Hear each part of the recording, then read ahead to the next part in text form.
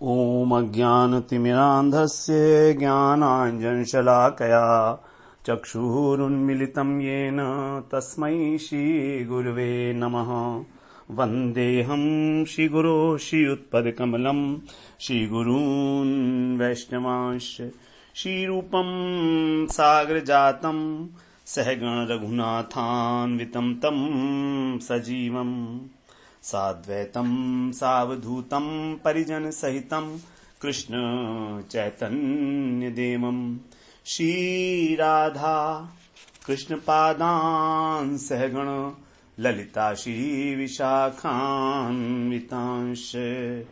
तमाधिदेवं करुणानिधानं तमालवर्णं सुहितावतारम् अपार संसार समुद्र सेतुं भजामहे भागवत स्वरूपम्। हे देव हे दैत्य हे भुवनैक बंधो हे कृष्ण हे चपल हे करुणैक सिंधो हे नाथ हे रमण हे नयनाभिराम हा हा कदानुभवितासि पदं दृशोर्मे। श्री कृष्ण चैतन्य प्रभो नित्यानंद श्री अद्वैत गदाधर शिवसदि गौरभक्त वृंद। हरे कृष्ण कृष्ण कृष्ण हरे हरे हरे राम राम राम हरे हरे। हरे कृष्णा। सर्वप्रथम मैं अपने गुरुपाद पद ओम विष्णुपाद अष्टोत्तर शत श्री श्रीमद् भक्ति वेदांत माधव गोस्वामी महाराज के चरण कमलों में अनंत कोटि दंडवत प्रणाम ज्ञापन करता हूं। हम लोग श्रीमद् भागवत पुराण के दशम स्कंध में श्रवण कर रहे हैं गोपी गीत। गोपी गीत का हमारा अभी आज अंतिम श्लोक है 29वां श्लोक।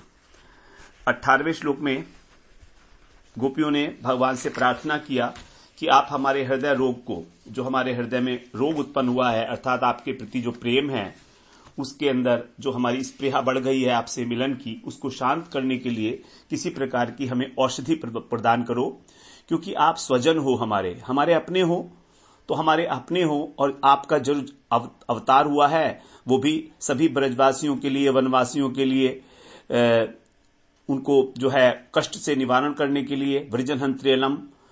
तो हम जो हैं ब्रजवासी भी हैं, हम वनवासी भी हैं, और इसके अतिरिक्त हम आपके जो हैं स्वजन भी हैं। तो इस प्रकार से यदि आप कहो कि हम ब्रजवासी नहीं, वनवासी नहीं, तो भी कोई बात नहीं, हम तो विश्व मंगलम, विश्ववासी तो है ना, तो आप तो विश्व के मंगल कारक हो। गर्गाचार्य ने कहा था अनेन सर्व दुर्गाणी यूनम अंजसा तरश्यथ, अर्थात तुम्हारा ये जो बालक है ये तुम सभी की अनेक विपत्तियों से रक्षा करेगा। अशेष मंगल स्वरूप है, विश्व मंगल भगवान के लिए कहा गया है। तो यहां पर अतिशय रूप से विश्व मंगल हैं आप, अर्थात कल्याण करते हैं।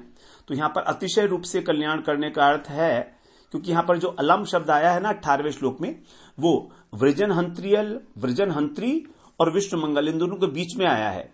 तो यहां पर अलम शब्द देहरी दीपक न्याय से दोनों के लिए प्रयोग होगा।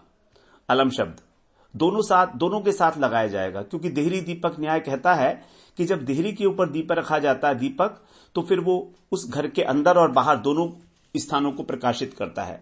उसी प्रकार यहां पर जो अलम शब्द है विशेषण, अलम का अर्थ है अतिशयता, अतिशय। तो अतिशय रूप से पापों को भी नष्ट करता है, कष्टों का निवारण करने वाला है और विश्व का मंगल करने वाला है। तो विश्व का मंगल का मतलब है प्रेम भक्ति प्रदान करने वाला है, क्योंकि दुखों की निवृत्ति तो एक बात है, लेकिन भगवान के जो भक्त हैं उनको तो दुखों की निवृत्ति से इतना लेना देना नहीं होता। भगवान के भक्त तो प्रेम लक्षणा भक्ति को प्राप्त करके भगवान की सेवा करना चाहते हैं। तो गोपियां कह रही हैं कि इस प्रकार से आप हमको अतिशय अपनी जो प्रेमा भक्ति है वो प्रदान करके हमें अपनी सेवा प्रदान करो, इसीलिए आप दैत्य दृश्यताम, आप हमको दर्शन दीजिए। सभी पदों के साथ दैत्य दृश्यताम का अन्वय किया जा सकता है, क्योंकि सभी पद जितने भी हैं, जितने भी श्लोक हैं, उन सभी के अंदर जो पहले श्लोक में कहा था दैत्य दृश्यताम, अर्थात आप अपने हमारे प्रिय हैं और आप हमें दर्शन दीजिए। इस प्रकार से सभी श्लोकों के साथ यहां पर दैत्य दृश्यताम का अन्वय किया गया है। अब यदि भगवान कहें कि तुम्हारा वो हृदय रोग क्या है, उसका क्या प्रतिकार है, उसके लिए क्या औषधि है, अब आप मुझे ये बताइए। क्योंकि आपने मुझे बता दिया हृदय रोग है, ठीक है, अब औषधि जो है आपको स्पष्ट रूप से मुझे बतानी पड़ेगी। यद्यपि आप कह रही हो कि मैं जानता हूं उस औषधि को, लेकिन तो गोपियां मन में विचार करती हैं कि देखो इनको पता तो है क्या औषधि है, लेकिन हम जो बोल रही हैं वो अपने अपने दुख की चर्चा कर रही हैं हमेशा, कि हमको इतना कष्ट हो रहा है, हमको इतना कष्ट हो रहा है। तो बड़ा दुख हो रहा है उनको कि हम क्या बोल गई ये। अरे जिनका हम बखान कर रही हैं, जो हमको रूठ कर छोड़कर चले गए हैं, यदि अपना ही हम अपनी गाथा उनको सुनाते रहेंगे, अपनी कथा सुनाते रहेंगे, तो उनको और अच्छा तो लगेगा नहीं। इसलिए कहीं ना कहीं हमसे जो है भूल हो रही है, और शायद कृष्ण किसी भीतर के निकुंज में, अंदर जंगल में जाकर कहीं छिप गए हैं। तो इस प्रकार से हमारा मनाने का जो तरीका है वो ठीक नहीं है, हमारा जो प्रियतम को मनाने का, क्योंकि यहां पर गोपियों को किसी प्रकार भगवान से मिलकर सुख भोगने की इच्छा नहीं है।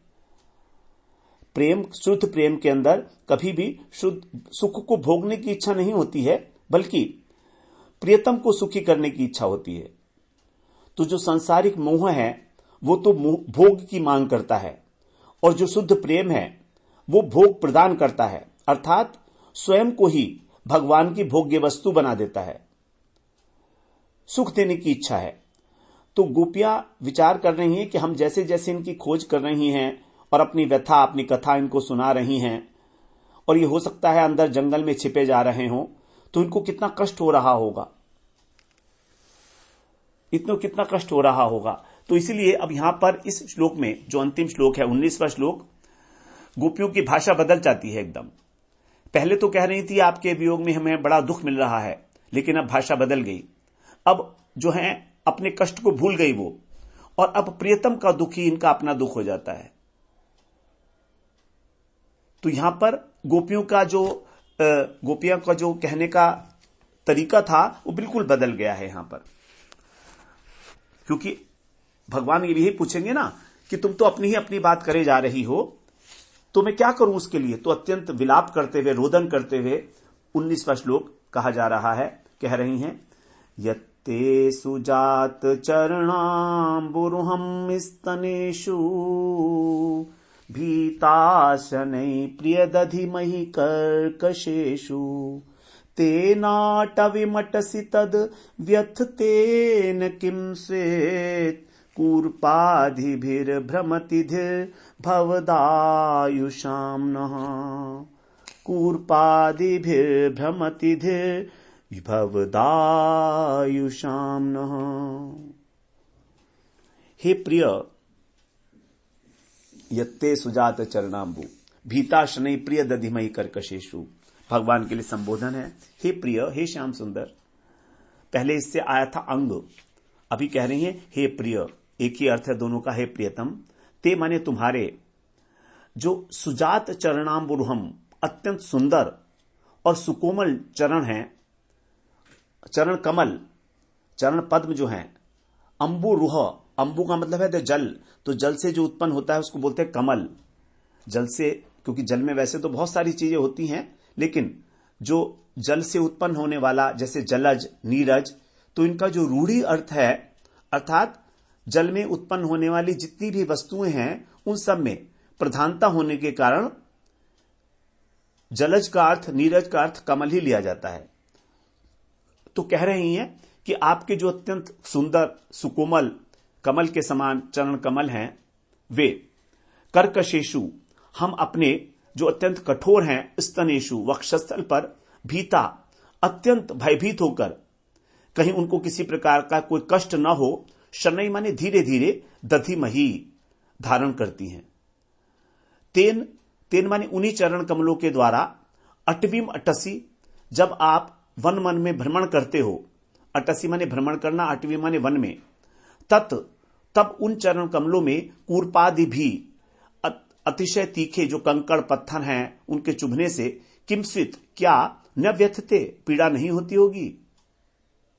9, इसलिए हमारा जो चित्त है, धी माने हमारी जो बुद्धि है, हमारा जो चित्त है, भवदायुषाम, जिनका जीवन स्वरूप केवल आप ही हो।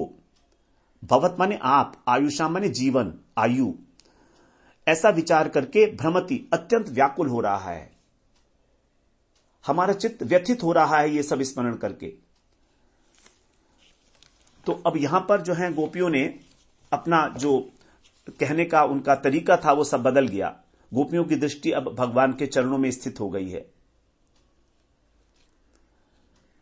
गोपी सोचती हैं कि हम अपने प्रियतम को बड़े दुख दे रही हैं, क्योंकि वे तो वन वन में विचरण कर रहे होंगे इधर उधर, और इतने कोमल भगवान के चरण कमल हैं कि उनको हम इस प्रकार कष्ट दे रही हैं। तो आप भले ना मिलें, लेकिन कोई बात नहीं है, आप जंगल में ना भटकें, क्योंकि वहां पर आपको अत्यंत कष्ट हो रहा होगा।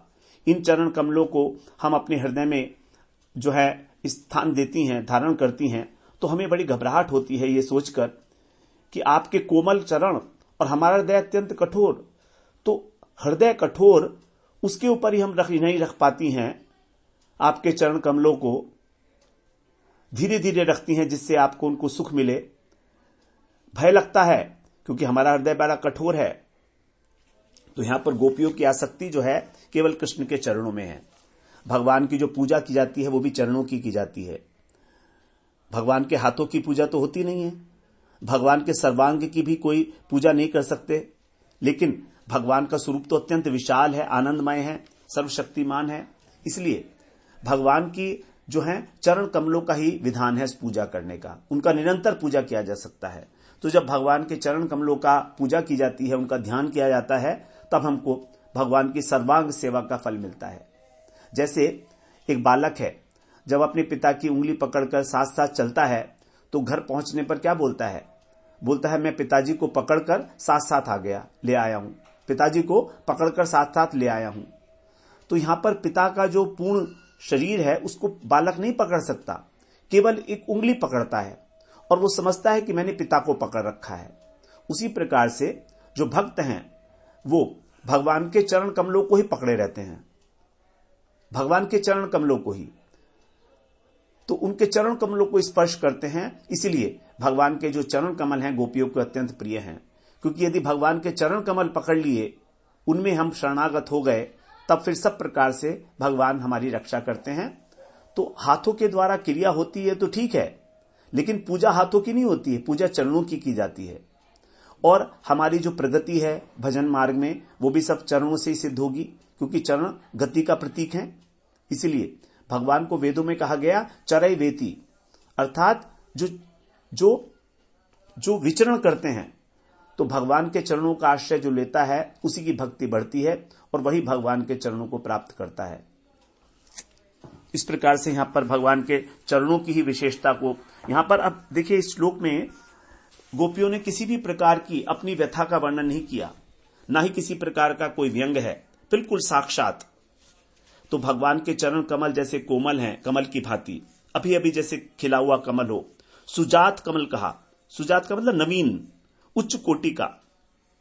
सु माने उच्च और जात, अभी अभी जो खिला है, ताजा कमल, इतना कोमल है, इतना सुकुमार है। तो जब हम संयोग काल में अपने हृदय की वेदना को मिटाने के लिए उसको वक्षस्थल पर धारण करती हैं, तो हमें डर लगता है कि कहीं जो सद्योजात कमल है उससे भी अत्यंत कोमल चरण जब हमारे कठोर हृदय पर होंगे तो कहीं आपके चरण दब ना जाएं, चरणों में कहीं गड्ढा ना पड़ जाए। हमारा इतना हृदय जो है कठोर है। तो भागवत के अंदर भगवान के जो है जो नारायण है उनके घुटनों का वर्णन किया गया है। तीसरे स्कंध में यदि हम श्रवण करें तो तीसरे स्कंध के 28वें अध्याय के और 23वें श्लोक में जब भगवान के स्वरूप का वर्णन किया गया है, चरण कमलों का ध्यान करने के लिए मंगलमय भगवान के चरण चिन्ह ब्रज, अंकुश, ध्वजा, कमल इत्यादि से युक्त, तो उसको कहा गया है कि उनकी जो शोभामय नक्षचंद्र मंडल की चंद्रिका है उसको ध्यान करने से ही हमारे हृदय का अज्ञान जो है दूर हो जाता है। और जिसकी धोवन से गंगा जी प्रकट हुई, जो नदियों में सर्वश्रेष्ठ हैं, जिसे महादेव जी अपने मस्तक पर धारण करके अत्यधिक मंगलमय हो गए। महादेव तो हैं भी शिव और वो परम शिव हो गए, सदा शिव हो गए। इस प्रकार तो इन चरण कमलों का चिंतन करने के लिए बताया है। 23वें श्लोक में कह रहे हैं, जानुद्वयम् जलजोनोचनया जनन्या लक्ष्म्याखिलस्य सुरवन्दितया विधातु ऊर्वोर्निधाय करपल्लवरोचिषायत् संलालितम् हृदि विभोरभवस्य कुर्यात्। अर्थात जो भक्त है उसको भगवान जो अजन्मा है, ऐसे भगवान उनके दोनों पिंडलियों का, घुटनों का ध्यान करे। जानुद्वयम, उनकी जो पिंडलियां हैं और उनके जो घुटने हैं उसका, वो कैसे हैं भगवान? उनकी जो विश्व विधाता ब्रह्मा जी की जो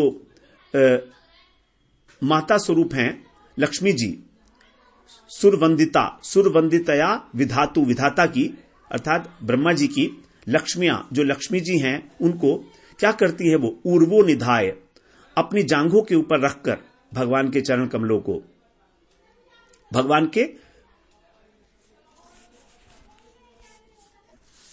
के जो घुटनों को, चरण कमलों के नहीं कह रही हैं, घुटनों के ध्यान के विषय में कह रही है। देखिए, तो क्योंकि पैर में जो सबसे कठोर अंग होता है वो है घुटना, एक अस्थियों का समुदाय है, तो कह रही है कि जो नारायण हैं उनका घुटना कितना कोमल है, कि जो कमल नयनी लक्ष्मी जी हैं वे देवताओं के द्वारा वंदनीय हैं। ऐसी जब वो उन घुटनों को अपनी गोदी में रखकर और दबाती हैं तो उनसे कैसे लाड़ लड़ाती हैं। लक्ष्मी जी जो हैं उनके हस्त कमल सोचिए कितने कोमल हैं, तो वो क्या करती हैं? अपने हाथों से नहीं लाड़ लड़ाती उनको, बल्कि उनके जो हाथ हैं लक्ष्मी जी के कर पल्लव, उसके अंदर जो रोचिशा, उनकी जो उंगली है उसके पोरवों से, जो लाल लाल उंगलियों के पोरवे हैं, आगे का अग्रभाग नखाग्र, वहां से जो निरंतर लालिमा निकलती रहती है, पोरवों की जो लालिमा है अर्थात जो कांति उनमें से निकलती रहती है नखचंद्र से, उस रोचिशा, उस कांति के द्वारा अपनी पोरवों की लालिमा की जो कांति है उस लालिमा के द्वारा, लालिमा से उनको सहलाती हैं घुटने को, जिससे कि कहीं घुटना उसमें कोई गड्ढा ना पड़ जाए। तो लक्ष्मी जी सोचती हैं कि मेरे हाथ जो परम परम कोमल हैं वो इतने कठोर हैं कि भगवान के घुटने भी, जो सबसे कठोरतम अंग है, वो भी कहीं उसमें गड्ढा ना पड़ जाए, उसको कष्ट ना हो। इसलिए वो क्या करती हैं?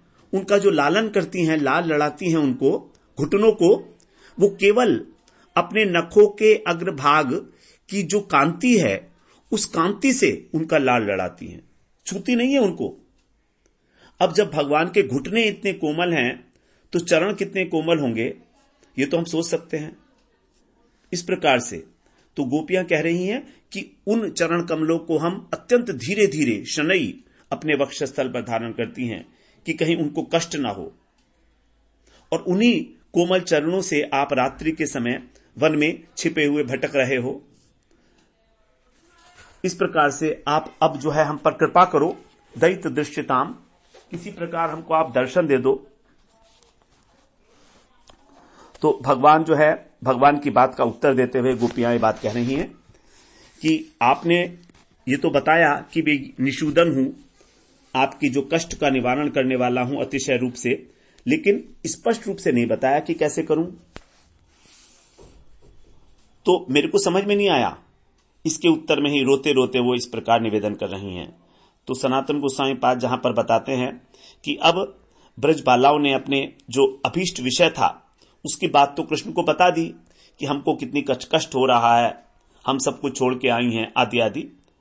लेकिन अब उनके हृदय के अंदर जो है भगवान के चरणों में जो व्यथा हो रही होगी, ऐसी संभावना को सोचकर वन में विहरण करते हुए अपनी प्रार्थना को उन्होंने अत्यंत तुच्छ समझा, अपनी कोई चर्चा नहीं की अब 19वें पद में, और भगवान के प्रति अतिशय प्रेम से भरकर अभिभूत होकर कृष्ण के सुख की प्रार्थना करते हुए रोते रोते कहती हैं, हे कोमल, हे प्रिय, हे सुंदर, हे मधुर, आपके चरण कमल तो परम परम कोमल हैं, अति सुकुमार हैं। इस प्रकार से, और उन चरण कमलों से जो अत्यंत सुकुमार हैं, आप इस कंकड़मय वन भूमि में भ्रमण कर रहे हैं, पता नहीं आपको कितनी व्यथा हो रही होगी। ये सोचकर ही हमारा जो चित्त है वो विभ्रांत हो रहा है, चंचल हो रहा है। भवदा युषाम, भवदा मने आप, युषाम मने जीवन, जो हमारे जीवन स्वरूप हो। तो आप जो है हमारे प्रेम के विषय हो, हम अपने प्राणों को त्याग सकती हैं, लेकिन आपके प्रति हमारा जो प्रेम है वो संभव नहीं है। हमारा जो प्रेम है उसको परित्याग नहीं कर सकती हैं। प्रेम का स्वभाव ही है कि जहां पर प्रेम होता है वहां प्रेम के विषय को निरंतर वर्तमानता के लिए, उसके लिए अत्यंत अदम्य इच्छा रहती है। जैसे एक माता है, वो किसी भी प्रकार ये चाहती है कि मेरा जीवन रहे ना रहे, लेकिन मेरा पुत्र का जीवन बचा रहे, तो अपनी सारी आकांक्षाओं को छोड़कर अपने पुत्र के पालन के लिए वो हमेशा व्यग्र रहती है। तो इस प्रकार से प्रेम के विषय को ही अतिशय आनंद प्रदान करने के लिए सभी प्रकार का यत्न किया जाता है प्रेमी के द्वारा। तो यहां कह रही हैं कि ये तो विधाता की प्रतिकूलता है कि हमारे वक्षस्थल अत्यंत कठोर है, हम इसमें कुछ नहीं कर सकते। लेकिन यहां पर विशेष रूप से जो ध्यान करने योग्य विषय है वो ये है कि जब गोपियां अपने प्रिय को वक्षस्थल पर धारण करती हैं तो आत्महारा होती हैं। साधारण रूप से गोपियां नहीं कहे, जो भी प्रिया हैं, साधारण रूप से जब प्रिया अपने प्रिय को वक्षस्थल पर धारण करेगी तो वो स्वयं को भूल जाती है, विस्मृत हो जाती है। लेकिन यहां पर जो है गोपियां आत्म सुख में निमग्न नहीं होती कृष्ण को प्राप्त करके, अर्थात उस अपनी जो विवेक शक्ति है उसको नहीं खोती हैं, बल्कि कृष्ण की ओर, कृष्ण की ही सुख की इच्छा करती हैं। क्योंकि यदि वो आत्महारा हो जाएंगी, यदि वो जो है अचेतन हो जाएंगी, सुख से मूर्छित हो जाएंगी, तो फिर कृष्ण के लिए कैसे सोचेंगी, धीरे धीरे कैसे वक्षस्थल पर धारण करेंगी। तो उनका वक्षस्थल पर धीरे धीरे रखना इस बात का द्योतक है कि अपनी सुख की जरा सी भी कामना उनमें नहीं है। क्योंकि भगवान का जब चरण कमल मिलते हैं तो आत्मविस्मृत हो जाता है भक्त। लेकिन यहां पर गोपियां आत्मविस्मृत नहीं हुई हैं, इसीलिए धीरे धीरे रख रही हैं, उनको एक ज्ञान है। तो यह बात बड़ी सूक्ष्म है समझने के लिए कि वो आत्महारा नहीं हुई। क्योंकि आत्महारा होने का मतलब तो हो गया कि अपने सुख के अंदर वो निमग्न हो गई, लेकिन वो निमग्न नहीं हुई, उनको जानकारी है। इस प्रकार से तो अपने प्रिय के विषय में ही विशेष रूप से चिंतित हो रही हैं, विशेष रूप से, क्योंकि वो केवल कृष्ण का ही उल्लास चाहती हैं, कृष्ण के चेहरे पर। तो कृष्ण के चेहरे पर किसी प्रकार का भी कोई कष्ट का जो है भाव उदय ना हो, इस प्रकार से तो ब्रज देवियां उनको देखती हैं और उनके कष्ट की संभावना से उनको दुख हो रहा है, संभावना से ही। इस प्रकार के भाव वाली जो ब्रज गोपियां हैं, ये गोपियों की अपनी संपत्ति है। ये जो विशेष संपत्ति है, तत्सुख सुखित्वम भाव पूर्ण रूप से केवल गोपियों की ही, ब्रज देवियों की संपत्ति है। यहां पर महिषियों में भी इस प्रकार का भाव नहीं देखा जाता। यही है समर्था रति, जो रूढ़ भाव कहा गया है। रूढ़ और अधिरूढ़ महाभाव दो प्रकार का है। तो जब चिंता में जो है भर उठती हैं वो, तो यहां पर गोपियों ने अपने पक्ष को शून्य कर दिया। अपने सुख की बात जो थी कि भगवान हमको औषधि दें, हमारे जो व्यथा को दूर करें, इस बात को भुला दिया और केवल कृष्ण के सुख में ही तन्मयता को प्राप्त कर लिया। तो ये वाला जो श्लोक है इसीलिए बड़ा विशेष माना जाता है प्रेम के जगत में। श्रृंगार रस की अपूर्व अभिव्यक्ति है, यहां पर केवल अनुभव का विषय है इसकी सूक्ष्मता में उतरना। तो यहां पर जो है कृष्ण के चरण कमल के लिए दो चीजें बताई गई। एक तो अंबुरुह अर्थात कमल की भांति है, और दूसरी सुजात अर्थात बिल्कुल नया नया ताजा। तो कोमलता जो है दो प्रकार से संपादित हो रही है। एक तो चरण कमल है, कमल कोमल होता ही है, और दूसरे बिल्कुल सुजात माने बिल्कुल अभी अभी कमल खिला है वो, इस प्रकार से। और दो प्रकार की यहां पर धारण करने के लिए बताया गया क्रियापद। एक तो क्रियापद नहीं है, भीता, भीता मतलब भयभीत होकर, और शनै माने धीरे धीरे, अर्थात अपने वक्षस्थल की कठोरता को बताने के लिए कि देखिए किस प्रकार से हमारे पास और कोई जो है निदान नहीं है, ये तो विधाता के ही दिया गया हमारा कठोर वक्षस्थल, उस पर अत्यंत धीरे धीरे और भयपूर्वक, क्योंकि संभावना है कि कृष्ण को कहीं दुख ना हो जाए। इस प्रकार से यहां पर जो है दो चीजें कही जा रही हैं, तो यहां पर कोई भी पुनरुक्ति दोष नहीं माना जाएगा। जैसे पहले भी जो है गोपी गीत के अंदर आया है, चलसियत बजाज चारयन पशून, 11वें श्लोक में बताया गया वहां पर कि जब आप जो है चलते हैं तब आपको जो वहां पर कष्ट होता होगा। 11वें श्लोक में यही बात कही गई है, चलसियत ब्रजाचारयन पशून नलिन सुंदरम नाथ ते पदम शिल तृणांकुरै सीदतीति नः कलिलता मनः कांत गच्छति। जब आप वन में जाते हैं तब उस समय जो शिल का मतलब पत्थर हैं, कण हैं, उनसे आपको जो व्यथा होती होगी, सीदती माने व्यथा, दुख, तो उसको सोचकर हमारा जो मन है वो अत्यंत व्याकुल हो रहा है। कलिलताम मनः कांत गच्छति, हमारा मन जो है विकलता को प्राप्त हो रहा है, व्याकुल हो रहा है। तो जो बात 11वें श्लोक में कही गई है प्रकारांतर से, वही बात यहां पर जो है इस श्लोक में भी की गई है। तो वहां पर जो है दिन के समय जो भ्रमण था वो बताया गया था, और यहां पर अटसी कहा गया। अटसी का मतलब है अब निशा के समय, संध्या काल है, तो सुबह के समय तो प्रकाश होता है, और गोचारण के लिए जो भूमि है वहां पर संभावना होती है कि तृण की अधिकता होती है, वहां पर कंकड़ पत्थर नहीं होते हैं फिर भी। और यहां पर जो निशा भ्रमण है, तो निशा भ्रमण के अंदर जो है हो सकता है कंकड़ मिल जाएं। तो यद्यपि जो है 3 प्रकार से भगवान का जो भी रास्ता है उसको 2-3 प्रकार से जो है ठीक किया जाता है। वहां पर किसी प्रकार का कोई कंकड़ पत्थर नहीं है। जो वृंदावन की अधिष्ठात्री देवी हैं वृंदा देवी, वे किसी भी प्रकार का कंकड़ पत्थर जो है भगवान के मार्ग में नहीं रहने देती हैं। और दूसरी बात, वृंदावन का जो अपना स्वभाव है, वृंदावन की जो भूमि है वो भी भगवान की प्रिया है। तो इस प्रकार भगवान की जो प्रिया भूमि है, वृंदावन की भूमि, वही जब भगवान वहां पर चलते हैं तब उस समय भगवान वो अपनी भूमि जो है अपनी जीव को ही जो है वहां पर अग्रसरित कर लेती है। तो अत्यंत सुकोमल उस जीव के ऊपर ही जो वृंदावन की भूमि है उस पर भगवान जो है गमन करते हैं। तो वहां पर किसी प्रकार के कंकड़ पत्थर की आशंका नहीं है। लेकिन फिर भी जो बंधु होते हैं, जो अपने प्रेमी होते हैं, उनके अनिष्ट की आशंका जो है हमेशा बलवती रहती है।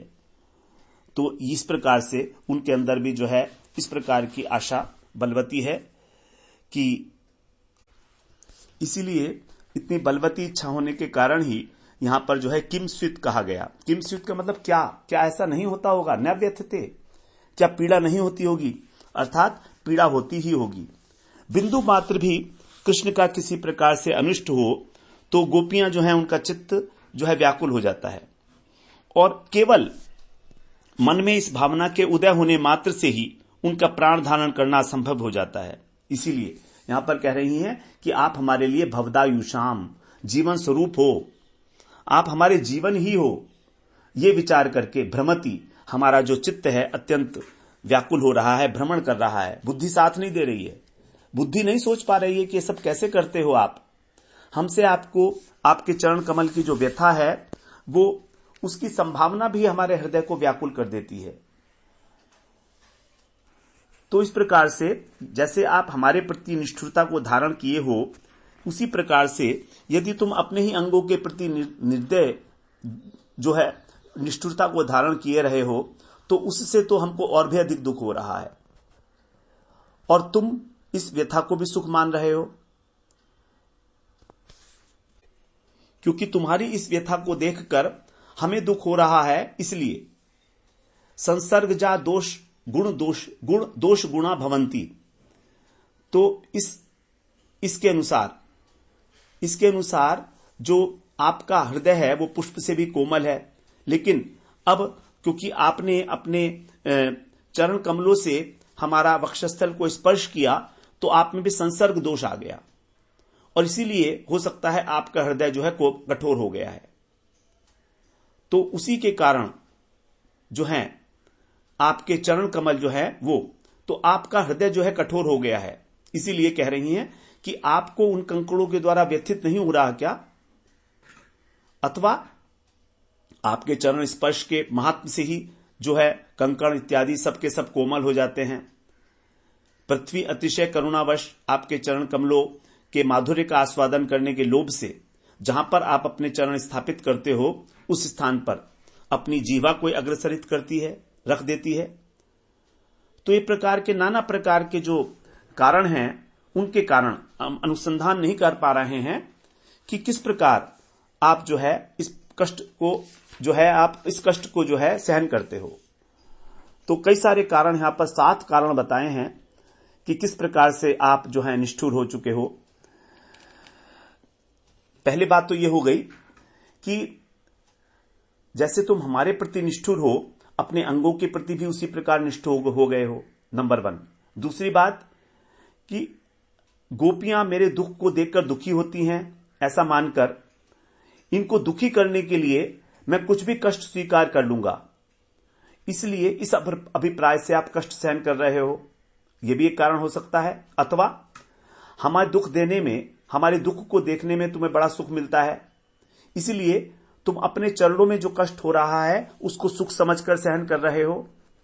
अथवा संसर्ग दोष के कारण कि तुम्हारा हृदय पहले जो है कोमल था, अब क्योंकि आपने अपने चरण कठोर वक्षस्थल पर धारण किए तो तुम्हारा हृदय भी कठोर हो गया है, और उसी प्रकार तुम्हारे चरण कमल जो हैं वो भी अत्यंत कठोर हो गए हैं, इसलिए तुम्हारे चरणों में जो कष्ट हो रहा है तुम उसको वो अनुभव नहीं कर पा रहे हो। कष्ट तो है लेकिन कठोरता के कारण अनुभव नहीं कर पा रहे हो। 4 कारण हो गए। 5वां कारण बता रही हैं कि तुम्हारे चरणों के स्पर्श से उनकी जो महिमा है, कंकण इत्यादि सभी जो है कोमल हो जाते हैं। 6ठा कारण बता रही हैं, धरणी जो भूमि है वो भी आपके चरणों का आस्वादन करने के लिए वहां पर अपनी जीवा को स्थापित करती है। 7वां कारण बता रही हैं कि तुम हम लोगों से भी अधिक बहुत बड़े विशाल प्रेम के समुद्र हो, अर्थात तुम में जो प्रेम हमसे बहुत अधिक है हमारे प्रति, इसलिए दुर्भाग्यवश हमारे विरह से तुम उन्माद अवस्था को प्राप्त हो गए हो।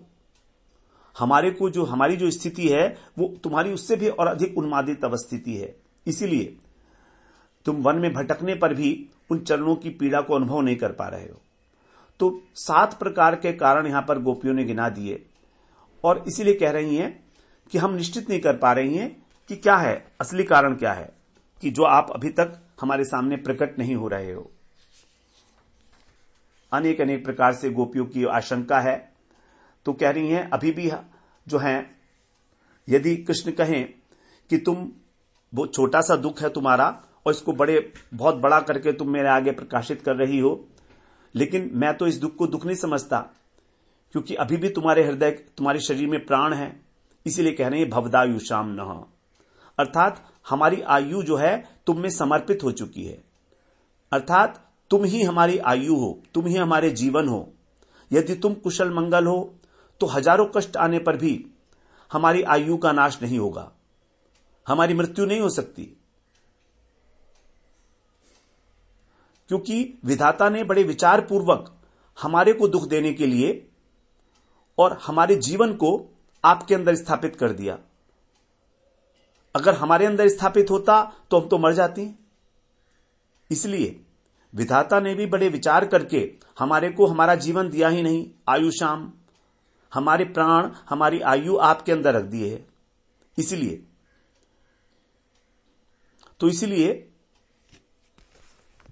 जो है हमारे प्राण नहीं निकल रहे हैं अभी तक। अब क्योंकि विधाता भी हमारा बैरी है और आप भी हमारे बैरी हो, तो इसलिए आप दोनों में कहीं ना कहीं साठगांठ हो गई है। आप समान धर्म वाले हो, तो हमको दुखी करने की इच्छा से जो है विधाता ने हमारे प्राणों को, हमारे जीवन को, हमारी आयु को आपके अंदर अर्पण कर दिया। और चाहे हम हजारों हजारों कष्ट पाती रहें, हम कभी नहीं मरेंगी।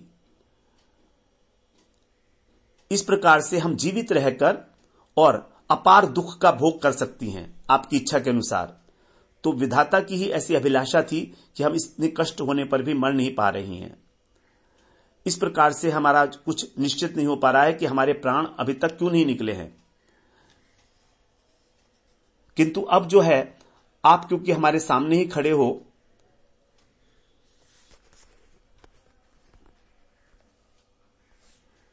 तो आप जो है यहां पर प्रकट हो जाओ। दैत दृश्यताम, आप हमें दर्शन दो और फिर जो है आप देख पाओगे कि किस प्रकार से हमारे प्राण इस देह से निकल जाते हैं। तो यदि कृष्ण कहेंगे कि आयु तुम्हारी यदि है तो तुम किस प्रकार मरोगी, तो इसलिए कह रहे हैं भवदायुषाम नः। इस प्रकार हमारी जो आयु है आप में अर्पित है और तुम उस आयु को प्राप्त करके चिरकाल तक ब्रज में क्रीड़ा करते रहो। अर्थात कृष्ण जो हैं वो हमेशा गोपियों की भी आयु लेकर और हमेशा जो है क्रीड़ा करते रहें चिरकाल तक। इस प्रकार का यहाँ भाव बताया गया है गोपियों का, क्योंकि गोपियों के हृदय में जरा भी स्वसुख वांछा नहीं है। विशुद्ध प्रेम के कृष्ण वशीभूत हैं और उनका भी एक ही प्रयोजन है, केवल कृष्ण को सुख प्रदान करना। इसीलिए ये जो गोपी गीत के माध्यम से सारी चर्चाएं हो रही हैं यहाँ, ये दोनों ही कृष्ण का गोपियों के प्रति और गोपियों का कृष्ण के प्रति जो अनुराग है, अतिशयता को जो प्राप्त हुआ है, उसी को यहां पर जो है बताया जा रहा है अनेक अनेक प्रकार से। तो यहां पर जो है बड़ी विशेष बात यह है कि गोपियां अपने प्रेम को कभी भी भाषा में व्यक्त नहीं करती। अर्थात वो चाहती हैं कि अपने सुख की बात कहकर कृष्ण के मिलन की कामना कर रही हैं, क्योंकि उनका हृदय जो है कृष्ण को ही सुख देना चाहता है। तो जिस प्रकार से दीपक के अंदर दीपक को यदि रखा जाए तो भीतर का भाग जो है वो भी अच्छी तरह से प्रकाशमय हो जाता है अगर उसके द्वार बंद कर दिए जाएं। अन्यथा बाहर की जो वायु है वो दीप शिखा को कंपित करेगी तो ठीक से आलोकित नहीं हो पाएगा प्रकाश। उसी प्रकार गोपियां अपने सुख की बात कर रही हैं, दुख की बात कर रही हैं, कृष्ण से मिलने की कामना कर रही हैं, लेकिन यहां उनका लक्ष्य केवल कृष्ण को सुख देना है। अपने सुख की इच्छा तो उनके मन में जागृत, स्वप्न में भी जागृत नहीं होती। और कृष्ण जो हैं सब जानते हैं ये बात, इसलिए वे सबसे अधिक गोपिकाओं के प्रेम के ही वशीभूत होते हैं। तो यहां पर केवल एक स्थल पर ही गोपियों ने अपने प्रेम को जो है स्पष्ट किया है वचनों के माध्यम से। तो ऐसा करने से भी उनका जो प्रेम है वो शिथिल नहीं हुआ कहीं पर। जैसे कि यदि मान लीजिए दीपक के अंदर खूब सारा घी हो और अगर जो है खोल भी दिया जाएगा गवाक्ष को, तो फिर वायु जो है उससे दीप शिखा मंद नहीं पड़ेगी बल्कि और बढ़ जाएगी। उसी प्रकार से यहां पर इस परम विरह के अवसर पर गोपियों की जो प्रेम रूपी दीपक है उसमें स्नेह रूपी घी पड़ा हुआ है बहुत अधिक परिमाण में। इसलिए जो उनका प्रेम है वो शिथिल ना होकर अनेक गुणा वर्धित हो गया है। तो इस प्रकार से यहां पर ये जो 19वां श्लोक है राधा रानी के द्वारा कहा गया है, स्वयं ऐसा कहा गया है कि राधा रानी के द्वारा ही ये वाला महाभाव लक्षण जो है इस एक श्लोक के अंदर जो है सारे के सारे दिखाई दिए हैं। जो राधा रानी के अंदर ही प्रकट रूप से होते हैं वही एकमात्र मादन महाभाव से युक्त हैं। तो इस प्रकार गोस्वामी कहते हैं कि राधा रानी की उक्ति है कि कृष्ण के सुख में भी उनके क्लेश की आशंका से अत्यंत खिन्न है। तो यहां पर तो गोपियां जो हैं विशेष रूप से जो ब्रज के भाव में भावित गोपियां हैं वो केवल इस संभावना से ही, इस कल्पना से ही अत्यंत व्यथित हो रही हैं कि कृष्ण को पीड़ा होगी। यदि किसी अपने बंधु को पीड़ा हो तो मन में आशंका हो जाती है, मरण की आशंका हो जाती है, लेकिन ब्रज में तो केवल संभावना मात्र से ही तो यही महाभाव का महालक्षण बताया गया है। जो गोपियों का प्रेम है वो तो अप्राकृत प्रेम है केवल, लेकिन काम क्रीड़ा की भांति लगता है। निज प्रिय सुख हेतु कामेर तात्पर्य, कृष्ण सुखे तात्पर्य गोपी भाव वर्ज्य। गोपी भाव जो है अत्यंत श्रेष्ठ है। निजेंद्रिय सुख वांचा नहीं गोपिकार, कृष्ण सुख दीते करे संगम विहार।